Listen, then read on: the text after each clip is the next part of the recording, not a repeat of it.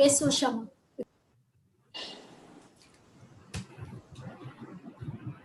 Shall I start, ma'am? Yes, ma'am.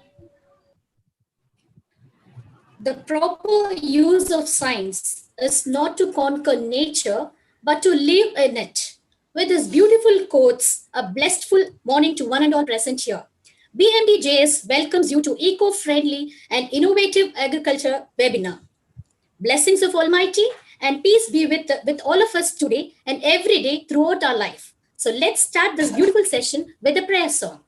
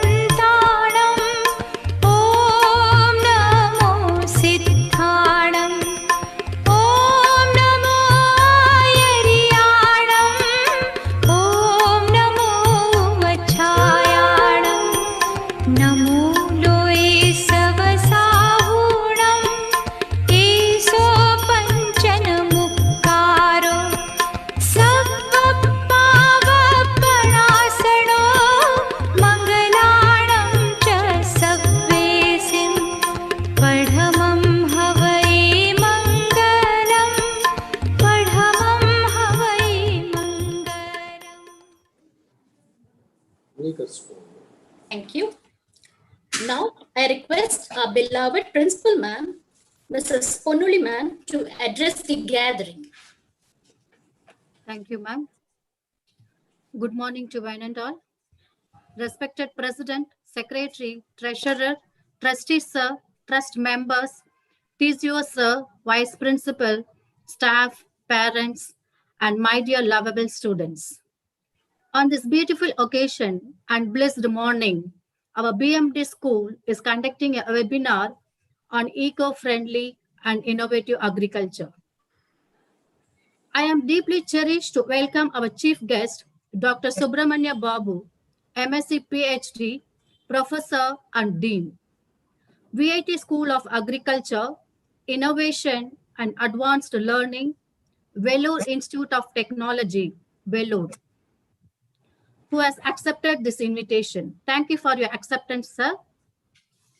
Your warm welcome to our trustee, sir, Sri K. Rajesh Kumar Jain, who is always enlightened as to reach the tangible zenith in each and every moment. A hearty welcome to our TCO, sir. Last but not least, so let me acknowledge the distal help and support of our faculty members. I also extend my hearty welcome to our utmost lovable and cooperative parents and students. So this weekend will brighten up with this webinar, which will be very beneficial to everyone present here. I once again welcome you all. Thank you.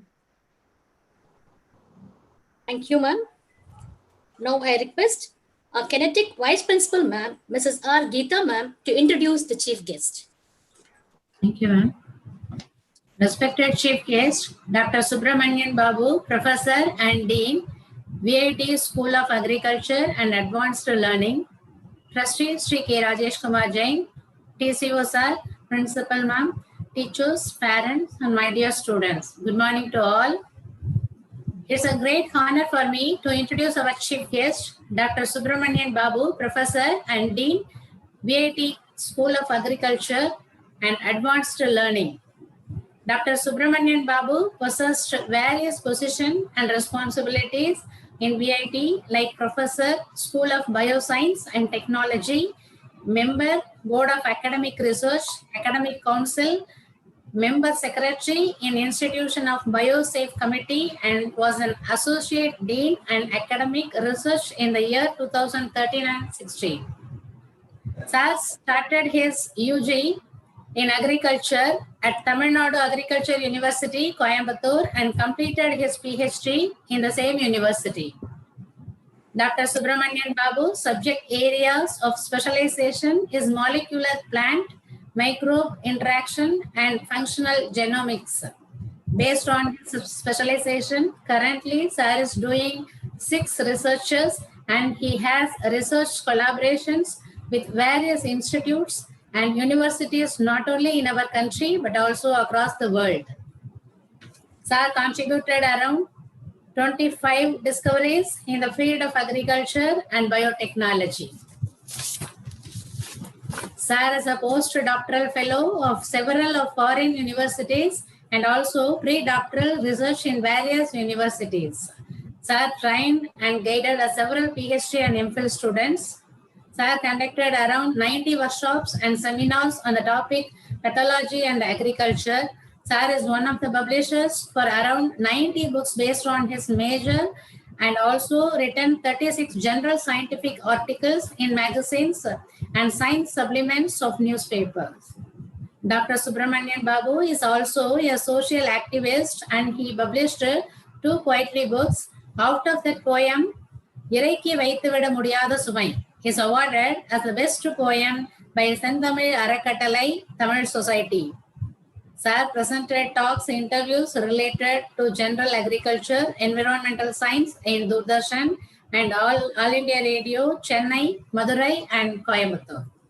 I feel proud to introduce such an eminent personality for our school webinar. Once again, I welcome you, sir. Thank you. Thank you, ma'am.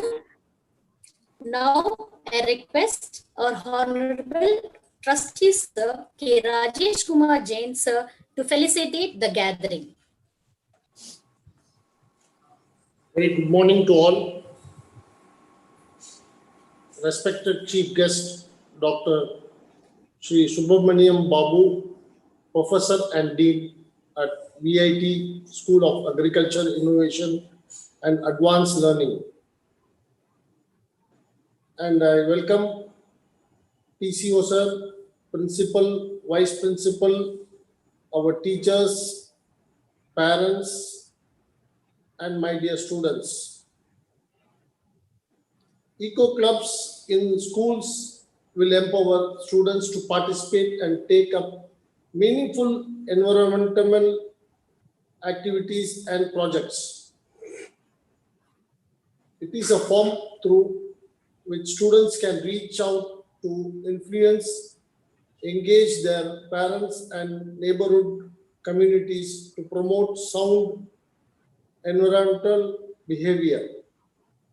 Eco clubs play an important role in creating environmental awareness among the future generation. It is a platform where we get knowledge about environment, and main aim of establishing the Eco Club is to conserve the natural resources and natural environment, to create eco-friendly environment and green consciousness among students. I could see many of our BMD Jain School students done a project in planting trees in this pandemic situation also.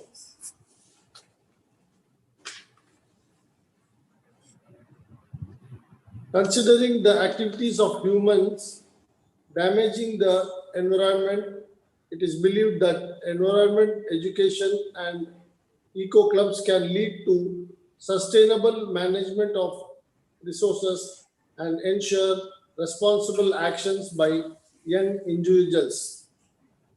The students are the most important key actors on this club. They are ones who accept to be members in this important club. It is quite simple, as when we are conserve the environment today, the future generation will be able to lead a healthier life. Your mind is a powerful thing. When you will fill it with positive thoughts, your life will change. All the best, students, and thank you all. Thank you, sir. Thank you for your showery wishes. Now, I request our Head of the Department Biology, Mrs. M. Gayatri ma'am, to give the Eco Club Association report. Thank you, ma'am. Eco Club Association report. Good morning. East or west, going green is best. I am green. We are green. We are all green and go green. So there will be a green tomorrow. To have a healthy environment, we started our Eco Club in the year 2010. Our motto is think green, live green. Objectives. The main objectives of the establishing the Eco Club was to conserve the natural resources and natural environment, to create eco-friendly environment and create awareness of biodiversity among children, and to create clean and green consciousness among students, to educate children about reuse of waste material and preparation of products out of waste. Activities of the club. Every week, Wednesday prayer activity is conducted by our association. Students present the concepts actively. Quiz related to ecosystem is also conducted. Some of the activities done in previous year is highlighted now. 2014 essay writing competition on diabetes awareness, and 2015 seminar on role of students in protecting the environment. 2016 seminar on safe environment. 2017 seminar on ill effects of using plastic bags and chemicals used in various products. Our students actively participated in all the programs and won attractive prizes. We took pledge on safe environment, and message was sent to parents about the usage of dustbins according to biodegradable and non-biodegradable. An awareness program about the dengue fever and Aedes mosquito was given to high school students by the officer of corporation. In 2018, Seed Ball Festival was done to conserve nature. Every seed we sow today saves future generation. Students and staff actively participated, prepared as many as seed balls. Approximately 120 students of KG to 3rd dress up like trees, bearing leaves and fruits to bring awareness on plantation and reduce pollution. Every year, planting trees was done in our school campus during Vanamahotsav celebration. Every year, class 10 of planted medical and flowering saplings under SUPW projects in our school campus. In 2019, we had an awareness program on Say No to Plastic, which was organized in our school by Vellore Corporation. 2020, through this year, in the webinar, programs like making of eco-friendly Ganesha, climate change, and adolescents stress management, and we had conducted quiz program, planting of medicinal plants, and awareness program on COVID-19. To conclude, save Earth today. Earth will save tomorrow. Thank you. Thank you, ma'am. Now I welcome our guest of honor, Dr. S. Subramaniam Babu, MSc, PhD professor, and Dean, VIT School of Agriculture, Innovation and Advanced Learning, Vellore Institute of Technology, Vellore, to deliver his oration on eco-friendly and innovative agriculture. And also we have a set of highly cognitive students to have a good synergy with you, sir, and the time is yours. Thank you very much, ma'am. Very good morning to one and all present here. Most respected Sri Rajesh Kumar Jain ji, trustee, respected Professor Ponnoli, the principal, ma'am, respected Professor Geeta, vice principal, respected Professor Gayatri, head of the department biology, respected Professor Sudha, the chemistry professor, all the other professors, teachers, staff, and my dear students. Once again, I would like to keep on record my sincere gratitude for inviting me as a guest of honor for this wonderful program. And although I am heading the agriculture school in the world-renowned university, VIT University, and teaching the students of BSc Agriculture, the program which we started 3 years ago, And previously I was teaching the biotechnology students, the BTech biotechnology, MTech biotechnology, MSc biotechnology, etc. I always become excited to discuss with the school children and to address to the school children. I have been participating as an invited guest in many schools for the past 6-7 years from VIT, both in Vellore as well as in Coimbatore, my hometown. And it's always exciting to see the enthusiasm among the school children.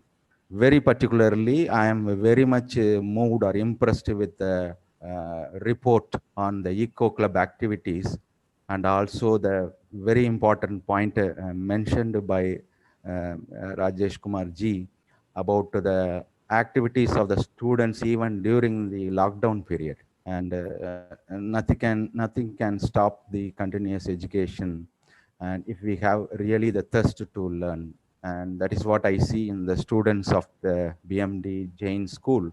And I'm also feeling thankful to tell that the alumni of your school are now studying as my agri students in VIT. Janani, Sanchana are in the third year, plus Saumya, 3 students in the third year. And I also understand there is a student, Sweta, in the first year of BSc Agri in VIT. All of them are alumni of BMD Jain School. I can clearly see a difference between these students and other students in my school. They are very brilliant, very active, and also their confidence level is so high. And I would like to place on record my appreciation to the BMD Jain School for producing wonderful students for the college level higher education. And congratulations to the management as well as the teachers and principal. So with this note, I would like to pass on to the topic. Let me share the screen. I hope the screen is visible. Full screen, yeah. So the topic I have chosen is eco-friendly and innovative agriculture, because this is a program of the Eco Club. And we have come across these terms multiple times, but even then it is again and again important to stress upon. And I have not chosen a topic on eco-friendly agriculture, but I have introduced a term called innovative agriculture also. Eco-friendly agriculture, we very well know, because you are all part of the Eco Club of the Jain School. And you know the importance of ecology and protecting the ecosystem and the environment. But this can be done through agriculture. At the same time, we have to go for the innovative agriculture. So that is what the new education policy is also directing us, and the government is also directing us, because we want to produce everything under the Make in India mission, so that India will be self-sustainable. So according to George Washington, agriculture is the most useful, most heartful, healthful, and the most noble employment of man, because agriculture is the one which made the man civilized. And Mahatma Gandhi said one time that he wanted to be a farmer or at least a teacher in agriculture. But somehow his life took him away from all these things. Therefore, he felt that I wanted to be a farmer or at least a teacher in agriculture. So the heartfelt profession for Gandhiji was also agriculture. And Dr. M.S. Swaminathan, Honorable M.S. Swaminathan, he said that if agriculture goes wrong, nothing else will have a chance to go right in the country. He was the father of the Green Revolution in India. And if at all we are not into agriculture, we can go to engineering, we can go to medicine, we can choose any other profession, not science, etc. All are equal. But if we have a garden and a library, we have everything what we need. Therefore, even if we choose some other profession, the students go to engineering colleges or medicine or whatever it may be. My request is, as a citizen, as a human being, every one of us should have a small garden and also a library. Books, plants, flowers, and the nature. These are the things which can keep the man very, very calm, very, very motivated, and also a nice person who can be called as the best civilian in the country. And And all of us are somehow related to agriculture. If at all we eat today, we are involved in agriculture. So that is how everyone is related to agriculture. These are some of the important points about agriculture. But eco-friendly agriculture involves many concepts. Now, a lot of people talk about natural farming, இயற்கை வேளாண்மை. Some people talk about organic farming, அங்க வேளாண்மை, biodynamic agriculture, ecological agriculture, regenerative agriculture, permaculture. All these are overlapping terms. Organic agriculture, we very well know that it is a chemical-free agriculture. Natural farming is allowing the plants to grow as such without doing anything. Even in organic farming, we do some practices inside the field, but in natural farming, we don't do anything. We just sow the seeds, and whatever is growing along with the weeds, grasses, etc., we'll allow them to grow. Whatever the birds are coming, whatever the animals are coming, we will allow. We will allow all the organisms to grow as like a natural environment. Biodynamic agriculture is a little bit spiritual. It involves astrology also. Based on the movement of planets, they do the agriculture. Ecological agriculture, we know very well that protecting all the flora and fauna, the living things around us. Not only that, the inanimate things also, the non-living things also. Non-living includes the water, air, everything. But we cannot say all of them are non-living because they have the microorganisms inside. But protecting all of them in an ecosystem and doing agriculture is ecological agriculture. Regenerative agriculture is regenerating everything that was lost in a particular ecosystem. Because of our modern practices, usage of pollution causing pesticides, etc., we lost many things. If you regenerate that, if your practices are in such a way that you regenerate everything, that is called regenerative agriculture. And permaculture is a design-based agriculture. You artificially design an ecosystem with all the components, including animals, birds, then the microorganisms, plants, forest trees, etc., in a very perfect structured way that is called as permaculture. All these together constitute the eco-friendly agriculture practice. That is basically some technical points. Now I go inside some interesting stories, how the innovative agriculture can happen in the eco-friendly agriculture. I want to introduce a company called Happy Hens. This is a company which is there in Trichy in Tamil Nadu. It is run by a person who is uneducated. He is not a graduate. So what is special with Happy Hens? He claims that the hens in his poultry farm are very happy. If you look at the management concept, the happiest people are the most productive people, right? Therefore, the happiness index is calculated.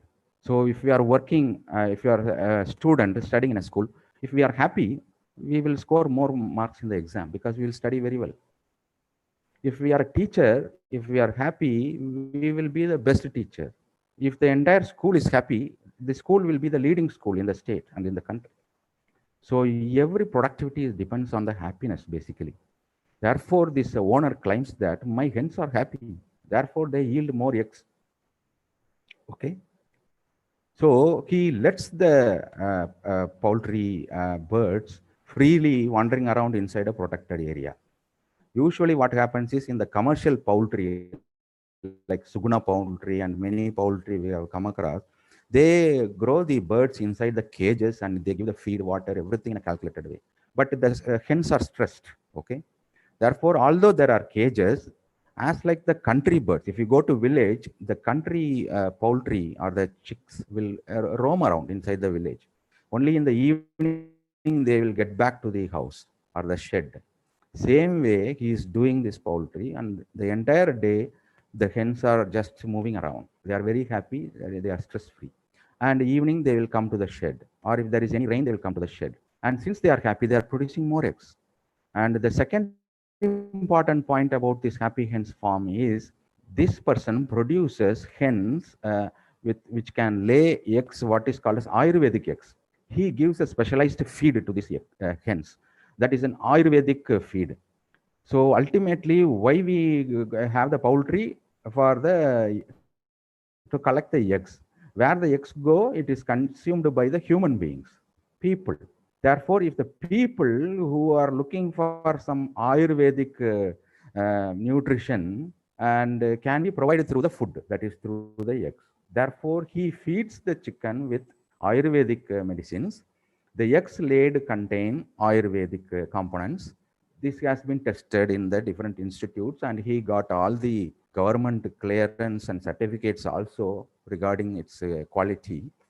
Now he supplies the eggs in the name of Ayurvedic eggs.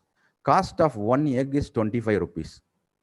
And the company Google gave a call to him recently over phone 2 months ago.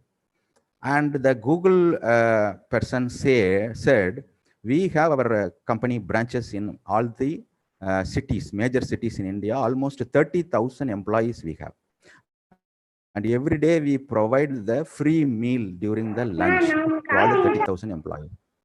And to give eggs, Ayurvedic eggs to them, one egg per person, we want only this Ayurvedic egg. And thus he got an order over phone from the Google company. Imagine 25 rupees into 30,000 eggs per day, 365 days. And this is one order. Similarly, many companies are ordering hens from him. So this person became a millionaire. This is called as innovative as well as ecologically friendly agriculture. Okay. So these happy hens can produce more eggs. At the same time, based on the feed, it can produce the Ayurvedic eggs also.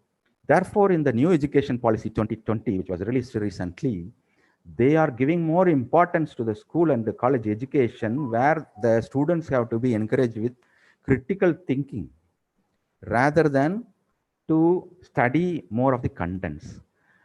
With a quickly changing employment landscape and global ecosystem, it is becoming increasingly critical that children not only learn, but more importantly, learn how to learn. Education thus moves toward less content and more towards learning about how to think critically and solve problems with a creativity and multidisciplinary approach.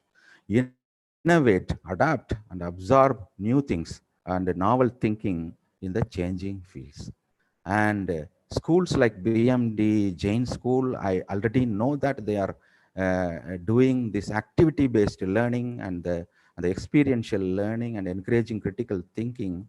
And this has to get accelerated, and all the institutes, including all the schools, colleges, and universities, should go to in parallel or behind this new education policy only. This is a positive time for this country, that it has come up with such a good policy that we will be more and more creative and critical thinkers to solve the problems. So such critical thinking also includes a disruptive thinking. So do you have a thought that is totally different from others? So such persons are going to shine in the future. Therefore, the creativity or the exploratory thinking is very necessary. I find this in the current generation. When we were school students, we were into the books and getting marks by mugging up the portions. But now all the schools, they are having a lot of activities and provoke thinking in the students, right? And the current generation is also very, very active, and they are exposed to all the information available in the world within their palm, in the mobile phone or in the laptop. Therefore, previously we used to say out-of-box thinking. Out-of-box thinking means we think something which is unusual. Now the new concept is no-box thinking. Only if there is a box, we can say out-of-box thinking or inside-box thinking. There is no box. Consider no box. The entire universe is yours. You can think anything within the sky, right? Or beyond the sky also.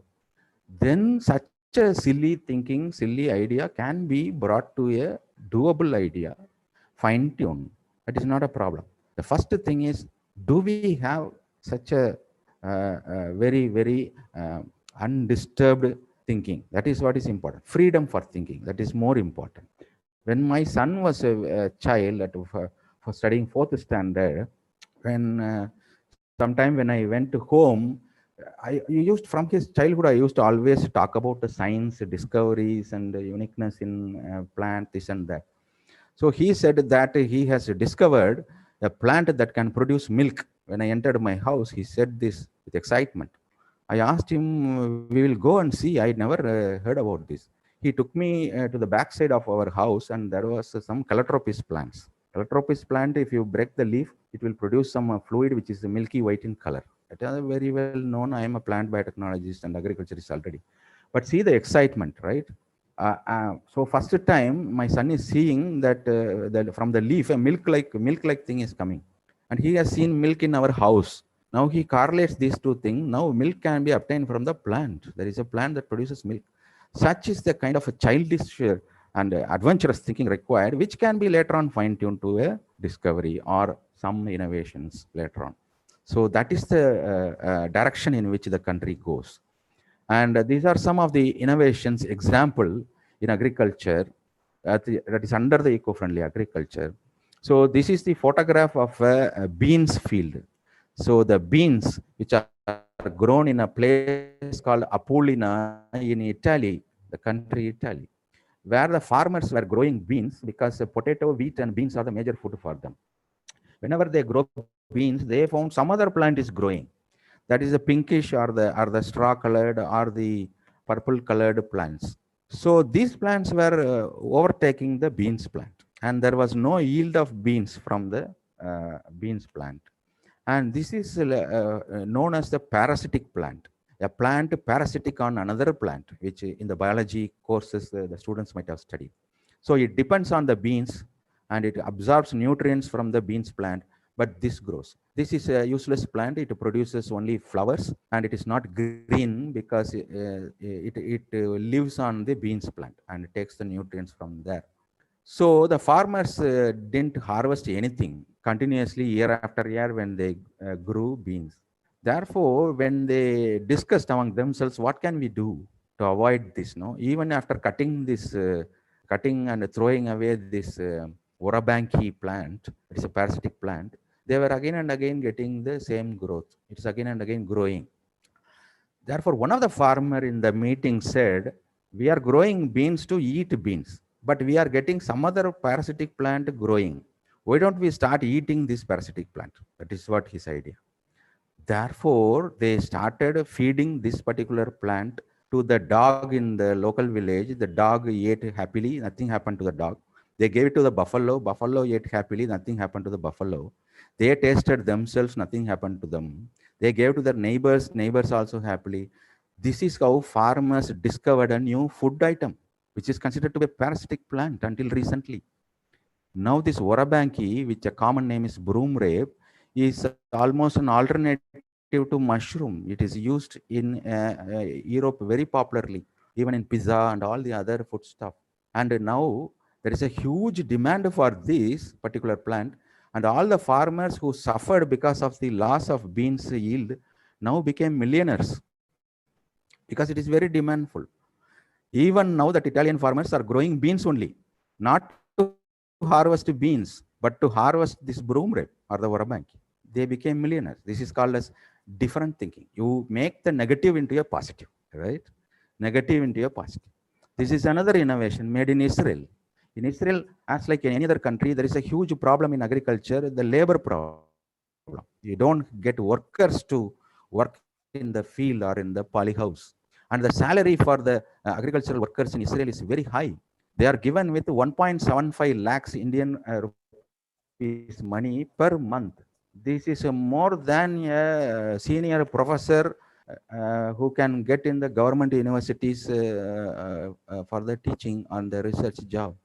So 1.75 lakhs salary per month for a laborer who goes and harvests and does the work in the field or the polyhouse. Such is expensive. Therefore, the scientists in Israel, they developed a tomato variety because they calculated how much time it takes to harvest a tomato fruit. How we harvest the tomato fruit, the laborer or the worker makes a pinch on the tip of the fruit stalk, and the fruit gets separated out from the branch and puts into the basket, right? So to harvest one single fruit, it takes, let us say, average of 3 seconds. Therefore, to harvest 25 fruits, it will take 75 seconds. Therefore, you can imagine the number of fruits in 10 hectares or 100 hectares of a tomato polyhouse. How many hours or days it will take to harvest. To reduce the number of hours, thus to reduce the salary given to the workers, the scientists developed a variety in which in a single stalk 25 fruits will be produced. Therefore, by making a single pinch at the tip of the stalk, within 3 seconds, 25 fruits are harvested. Therefore, the number of hours for the workers to work to harvest this tomato reduces. The amount of money we have to give to the workers reduces. The time taken to finish this work reduces. Everything became cost effective. Therefore, even for a non-scientific problem like labor problem, science has a solution if we have a totally a no-box thinking or disruptive thinking. The picture shows a person called Gattefossé, who is a French botanist. He's a botany person. And he was working with essential oils. And the figure shown on the left side is a lavender. Lavender was previously used as a perfume majorly.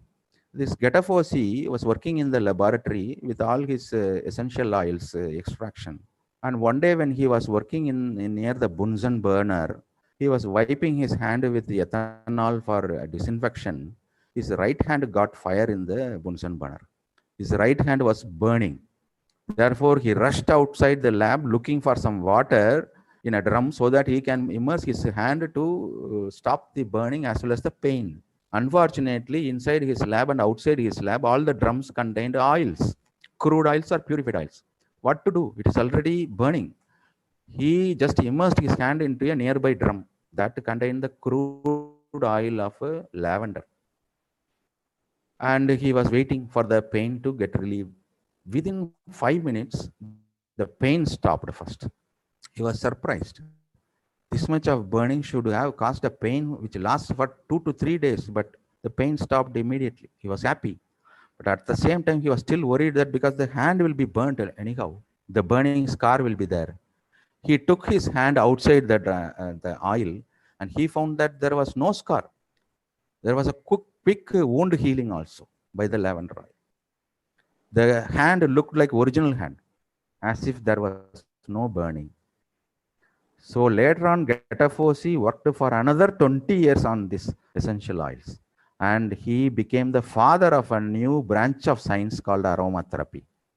Until today, he passed away in 1959, but until today, he is regarded as the father of aromatherapy. Aromatherapy means use of aromatic compounds like essential oils for treatment. Therapy means treatment. Now lavender oil, from lavender oil, 150 compounds were purified and they do the curing for many of the diseases in human, almost all diseases. Therefore, lavender, which was considered as a fragrance-oriented flower crop, is now considered as a medicinal crop, and it is also considered as queen of medicinal plants. This is how the accident, silly thinking, and things like that, and can bring us wonders in the agricultural field. This is my own personal experience. I talked about my son when he was very young. Whenever I get juice from the juice corner, Palamudir Nilayam in Coimbatore is famous, and blended in the mixie in the shop and given to him the fresh juice, he developed the stomach upset and the diarrheal symptoms. Okay, so whenever I get the packed juice like Appy or the Tropicana, etc., he was fine. So I thought there should be something wrong in the preparation of the juice. Therefore, I started doing experiment with my son, using him as a test animal. I brought the fruits from the shop. I made the juice at my home, thinking that my kitchen will be more hygienic than the fruit shop. But again, he developed a diarrheal symptom, stomach upset. Then what I did was I sterilized all the vessels, mixie, glass, etc. in hot water. And then I prepared the fresh juice and gave to him. Again, he had the issue. So this was in my mind. And when the BTech biotechnology students of V8 University approached me to do some projects, I asked them to go and collect the fruits from the market and isolate the bacteria which is present there. This is how we reported some human pathogenic bacteria and developed a diagnostic kit in VIT. And even today, until before lockdown, for all the possible food poisoning happening in the hostel, mess, canteen, etc., the sample comes to my lab and we only detect and tell whether it is poisoned by the bacteria or not. So we have developed a product based on the research, but which originated from the personal experience. Therefore, we need to have an open mind. open mind and open eyes to look at what is happening in our own family, in our own personal life, in our own ecosystem, in our own working place, in our own school, in our own house, street, etc. There are a lot of issues which have to be solved, right? So this is again my last story regarding a school students project. So the National Science Foundation announced a school student project every year. Several years ago, there was a 7th standard student from Tamil Nadu. He applied for this project and he took a project on the latitude, longitude, because he was interested in geography. Latitudes and longitudes, if I am correct, they are imaginary lines drawn on the surface of the earth to understand the climates, because there are specific climatic conditions in every region. And when he was searching the information about this, and he came to know that all the gold mines in the world, they occur at places where a given latitude and longitude cross. So latitudes and longitudes cross at multiple places, but his finding was wherever there is gold mine, there is a latitude longitude cross. It is also true that every place where latitude longitude cross, we won't get a gold mine. So he collected the location of all the gold mines in the world, including Australia, India, Africa, etc., and checked whether they are located at a place where a latitude and a longitude cross. Yes was the answer. Therefore, he searched in the internet to find out in Tamil Nadu where the latitude and longitude cross. He found that in the Tamil Nadu-Kerala border, in the Mudumalai forest, there is a latitude-longitude crossing place. But as per the records, there is no gold mine there. But this person, this boy, suggested that there could be a gold mine buried below the soil due to the landslide over the time. And he wanted to find out this gold mine. That was his project. And he fortunately had a good uncle who helped him. And through him, he collected a lot of information. One of the information is how to find out a buried gold mine. There are plants which can grow near the gold mine. This is a wild mustard plant, Brassica gentiana, which can absorb gold. That is why it grows near the gold mine. Therefore, now he has a clue. He took the photograph and also the drawings about this plant, etc. And they got a friendship with a forest ranger. They went into the Mudumalai forest for 45 days and searched for this plant. They were actually searching for gold mine, but they searched for this plant because it is an indicator plant. Finally, after 40 days, they found at one place there were a lot of wild mustard plants. This boy was jumping with joy, saying that there should be a gold mine, let us dig here. The time is very less to complete the project. But they digged, they didn't get anything. But to submit the project report, they want some data, some measurements. Therefore, they sent the soil sample to an institute in Pune. And just one day before submitting the project report, the results of the soil sample came, in which they mentioned your soil sample contains microgram quantities of gold. With this report, this boy submitted. He was selected for the second prize in Tamil Nadu Science Forum. And in every state, 2 school students will be selected for the national competition. He went to the national competition. In the national competition, he was selected as the best project. And he was awarded by the Honorable President of India. This is not the end of the story. After that, Government of India made a committee of engineers, geologists, forestry people, etc., and asked them to go and look at that place. Those people went and did all the work to identify if there are any gold mine there. But they finally said that there could be a gold mine, according to the records, during the British period, which was buried due to the landslide. That is true. They found that. But unfortunately, the gold, which is present in the form of rock everywhere in the world, in all the gold mines, here in this particular place is not present in the form of rock. It is already broken into pieces and mixed up with the soil as minute particles. And they also calculated the economics, and then they submitted a report to the government saying, purification of 1 gram of gold from the soil will be more expensive than the cost of 1 gram of gold available in the market. Therefore, this project is not economically viable. Now, after this, we can't do anything.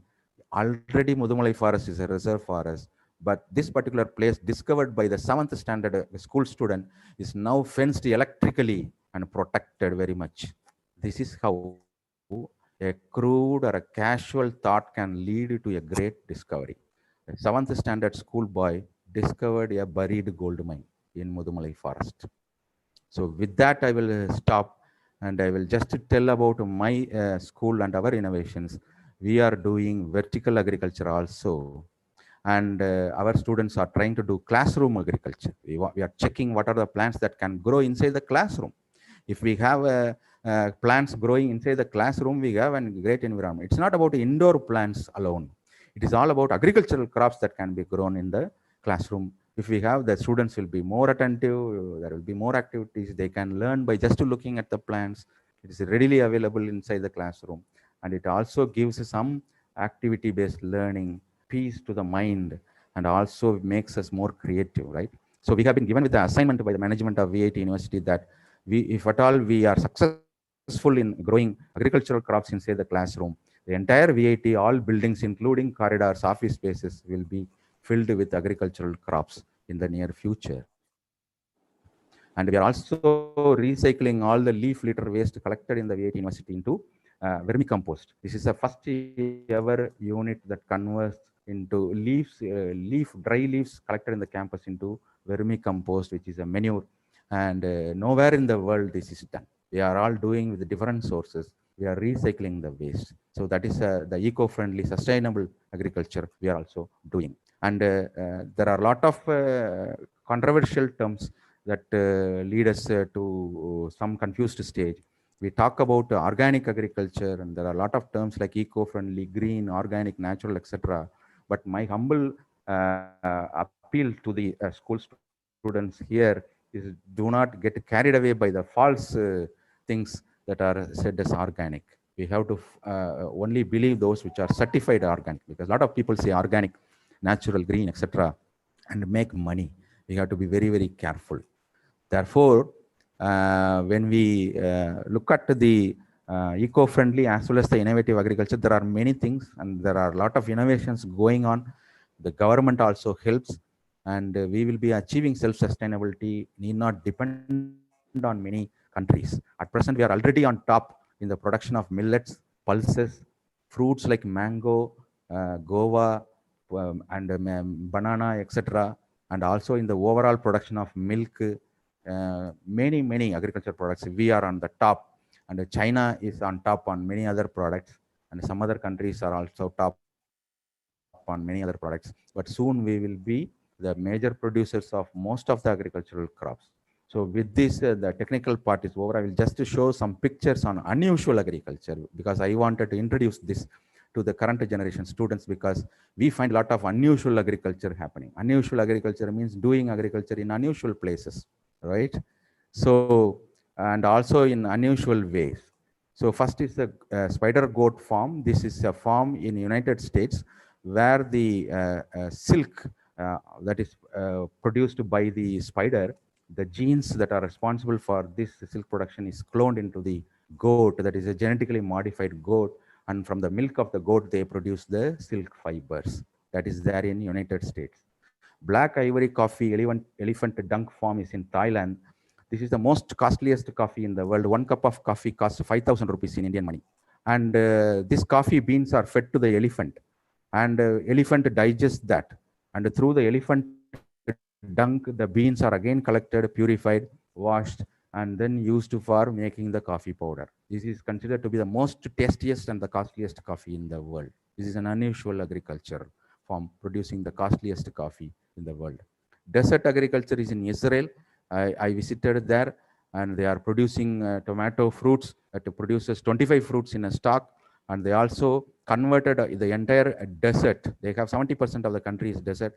They started to do agriculture because they changed the soil and also filled the valleys with the agriculturally productive soil, and they are cultivating grapes, onion, and all the vegetables in the desert. So we are not even producing anything, and we are converting our agricultural lands into real estate. That is the condition in India. But you see Israel, they are converting even the unproductive desert land into an agricultural area. And pearl farming is the farming that is done in Philippines, and near the water stagnated lake places, they grow the oysters for that particular number of years until the pearls are formed. This is called as the Mississippi River mussel that produce the costliest pearl in the world. Those are cultivated. The oysters are cultivated in the Philippines, and the cactus produces the fruits that is very, very medicinally important, and that is the separate form is there in Mexico, California, as well as in Arizona.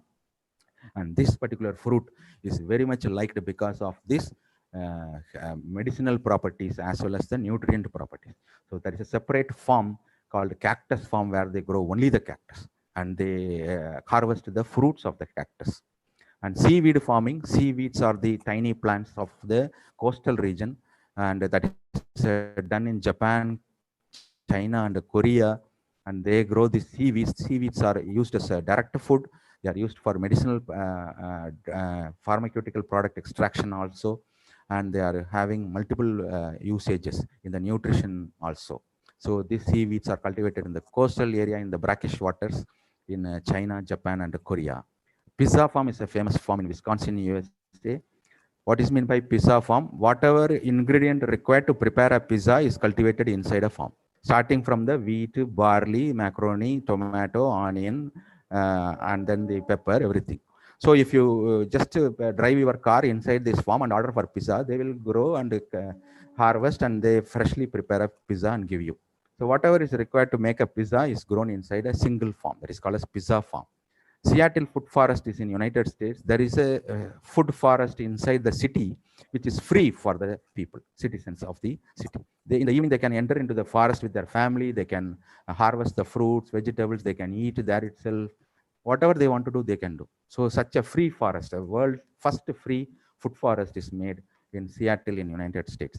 Office agriculture is very famous in Japan. Inside the office spaces, conference halls, everywhere they grow fruits and vegetables. You can see rice is also cultivated in the office corridor. Farmery is a shopping complex in North Carolina, United States, yet to be opened because of this lockdown. They have postponed the opening of this grocery store or the mall, in which the crops are cultivated inside. So if we go inside with a basket, we can go and harvest whatever we want. And when we come back, we can bill it for that and pay the money, and we can take it. So we ourselves can harvest the green leaf vegetables, tomatoes, fruits, etc. from inside this shopping complex, because all of the plants are growing lively. That is called as farmery. Sky greens are the sky scraps which are vertically grown in Singapore. Because of the lack of cultivable land in Singapore, they are growing the green leaf vegetables in the sky scraps, and we can harvest from there. It's called as sky greens. Rooftop agriculture is now very famous in all over the world. In USA, they are using all the high building roof for doing agriculture. Ayurvedic village is a concept in India, particularly in Kerala, where there is a village totally Ayurvedic. Therefore, the old people or the diseased people or the ill people, they visit here, stay for 1 month, take the Ayurvedic treatment as well as the Ayurvedic food, etc. The entire village is an Ayurvedic village. Such a concept is there in India. Mangrove forest, we know that the plants and trees which can grow on the high salt water, they are cultivated. And the biggest mangrove forest collection of all the salt tolerant plants and trees is there in Abu Dhabi. And the last one is the urban rice agriculture. United States, they have developed a variety of rice that can grow in the roadside of your town, in the backyard of your houses, in the balcony of your houses, in front of your houses. We know that rice is cultivated in a unique place with irrigated water in the village side. Now there is a variety which can tolerate the heat and pollution, everything in the town or the cities, and it can grow everywhere like our garden plants. Such a variety is being developed in the United States. Therefore, as like the personalized medicine given for individuals, personalized food, now people are talking about individually based food preferences. Same way, agriculture is also becoming personalized. We need to develop technologies that can suit every farmer, every farmland, every soil, every climatic conditions, according to the ecosystem, knowledge about the ecosystem in a given place. That is very, very important, and we are moving towards that. Therefore, I would like to conclude by saying that there are a lot of people who read history or study history. There are only very few people who make history. Therefore, by doing everything with a sense of ecosystem sustainability, we can achieve many things and also create history. Thank you very much for your patience in attending to this webinar. You are free to contact me through this contact information. I sincerely thank the trustee Rajesh Kumar Jain ji and the principal and also the Department of Biology for giving me the opportunity. And I am thankful to the students for listening to this, and I welcome any questions you have so that I can answer. Thank you very much. Sir, good morning to all. We are very lucky to get Dr. Subramaniam Babu, Dean and Professor of VIT. We have learned many more things from him, and about environmental clubs and all from the world level. He has told us many stories. We are very thankful, sir, for your blessings given to our students and our school and for us. Thank you very much, sir. Thank you. Thank you very much, sir.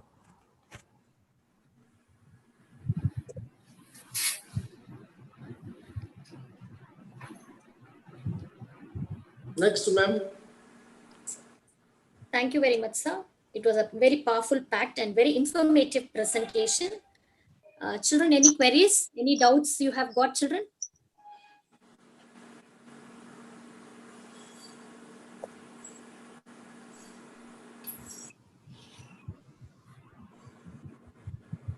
I guess I was not talking at the college level students. I was talking to the school level students. There may be some points which the students might not have understood, but I guess they might have liked the stories because all of them are true stories. Yes, sir. Yes, sir. Right, sir. A moment's beginning ends in a moment, and ending with a vote of thanks will be accomplished. Now, I request Mrs. K. Sudha, chemistry teacher, to deliver the vote of thanks. Thank you, ma'am. Good morning to one and all present here for this webinar. On behalf of Bhagavan Mahavir Dayaniketan Jain School, I take this opportunity to propose vote of thanks. At the outset, I would like to give my hearty vote of thanks to our chief guest and resource person, Dr. Subramanian Babu, Professor and Dean VIT School of Agricultural Innovations and Advanced Learning. We are really enlightened with your knowledge and presence for making an excellent presentation and making this seminar a very meaningful and interesting. Thank you, sir. We are thankful to our Honorable Trustee Sir, Sri K. Rajesh Kumar Jain ji, and Trust Coordinator Sir for their motivation and moral support. I would like to thank our Principal and Vice Principal, ma'am, for their enthusiastic support. A special thanks to the technical team, teaching and non-teaching staff, and parents for their unflinching support and coordination. Our heartfelt thanks to our students for their active participation. With these warm words, we move to the end of today's webinar. Once again, I thank all for your cordial cooperation. Thank you. Thank you. Thank you very much. Thank you. Namaste. Thank you, sir. Ma'am, can we end the meeting, ma'am? Yes. Yes, ma'am. Thank Yes, you ma'am. all. All right. Thank you, children. Thank you, ma'am. Thank you, sir. Thank you. Very Thank good.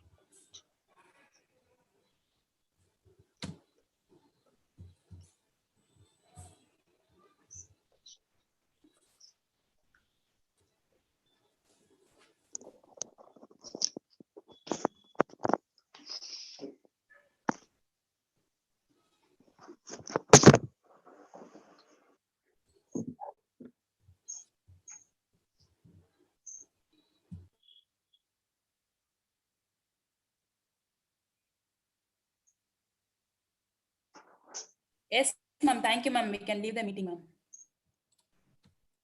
Shall I end, ma'am? Yes, ma'am. We cannot able to. Ma'am, yes, ma'am. I'll click end. Yes, Correct, ma'am. That is what ma'am said. No. Yes, ma'am. I'll end, ma'am. You can leave, ma'am. Usha, ma'am, you can leave. Leave, not ending. Okay, ma'am. Yes. Students, you can leave meeting, ma'am. Actually, host cannot able to end the meeting, ma'am. So what I'm asking, shall I end or not? Ma'am, I yes, can ma'am. You can end the meeting, ma'am. Over. Sorry, ma'am. No, Usha, ma'am. This is a technical I'm asking. Have to Shall I remove the end?